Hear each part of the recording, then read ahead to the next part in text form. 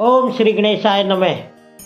शंभु ने कहा, ब्राह्मण, मैं जब से विवाह के कार्य में स्वार्थ बुद्धि कर बैठा हूँ, तब से अब मुझे इस स्वार्थ में ही सौतों का प्रतीत होता है। दक्ष कन्या सती ने बड़ी भक्ति से मेरी आराधना की है। उसके प्रभाव से मैंने उसे अभीष्ट वर देने की घोषणा की। ब्राह्मण, तब उसने मुझसे यह वर मांगा कि आप मेरे पति हो जाइए। यह सुनकर हमेशा संतुष्ट हो मैंने भी कह दिया कि तुम मेरी पत्नी हो जाओ।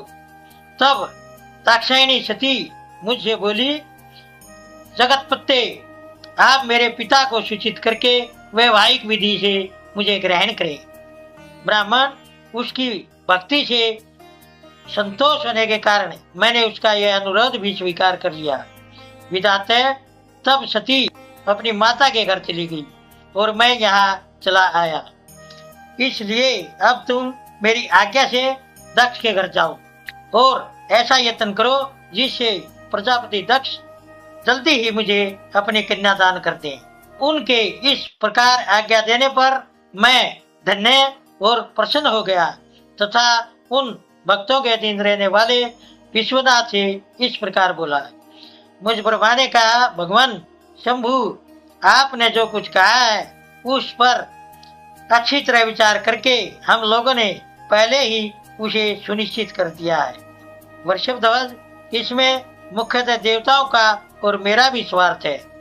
दक्ष स्वयं ही आपको अपनी पुत्री प्रदान करेंगे, किंतु आपकी आज्ञा से मैं भी उनके सामने आपका संदेश कह दूंगा। सर्वेश्वर महाप्रभु महादेव जी से ऐसा कहकर मैं अत्यंत तेज गति से चलने वाले रथ के द्वारा दक्ष के घर जा पहुंचा। नारद जी ने पूछा, वक्ताओं में श्रेष्ठ महाभाग विधाते, बताइए, जब सती घर पर लौट आई तब दक्ष ने उनके लिए क्या किया? ब्रह्मा जी ने कहा, तपस्या करके मन चाहा वर पाकर सती जब घर को लौट गई तब वहां उन्होंने माता पिता को प्रणाम किया। सती ने अपनी सखी के द्वारा माता पिता को तपस्या के बारे में सब समाचार कहलवाया। सखी ने यह भी बता दिया कि सती को महेश्वर से वर की प्राप्ति हुई है। वे सती की भक्ति से बहुत खुश हुए हैं। सखी के मुंह से सारा हाल सुनकर माता पिता को बड़ा आनंद प्राप्त हुआ और उन्होंने महान उत्सव किया।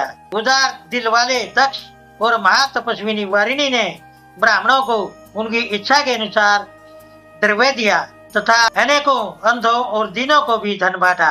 प्रसन्नता बढ़ाने वाली अपनी पुत्री को हृदय से लगाकर माता वीरिणी ने उसका मस्तक छूंगा और खुश होकर उसकी बार बार प्रशंसा की।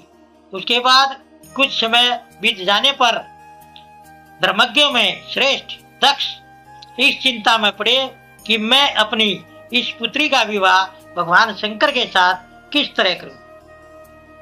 महादेव जी प्रसन्न होकर आए थे, पर वे तो चले गए।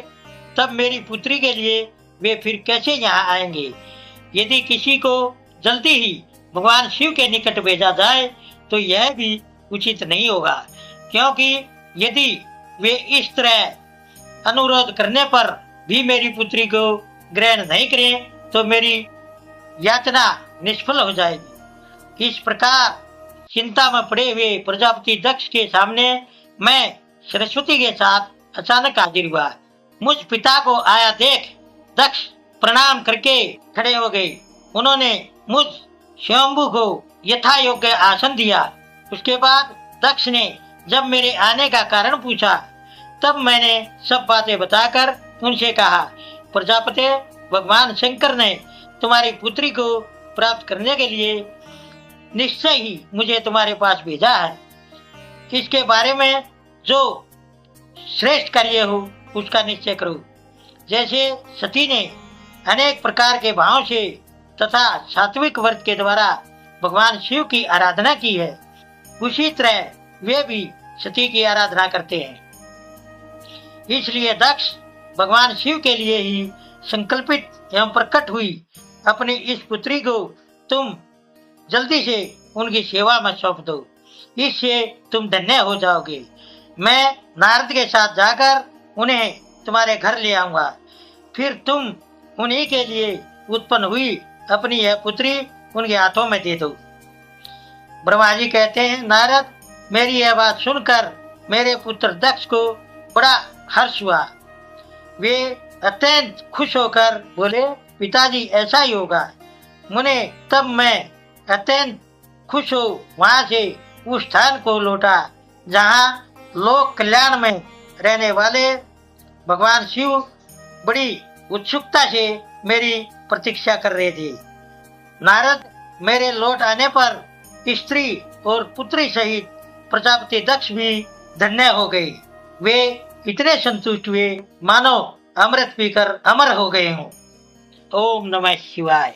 दोस्तों, सभी तरह की धार्मिक वीडियो देखने के लिए बने रहिए हमारे YouTube चैनल धार्मिक वाणी पर। धन्यवाद।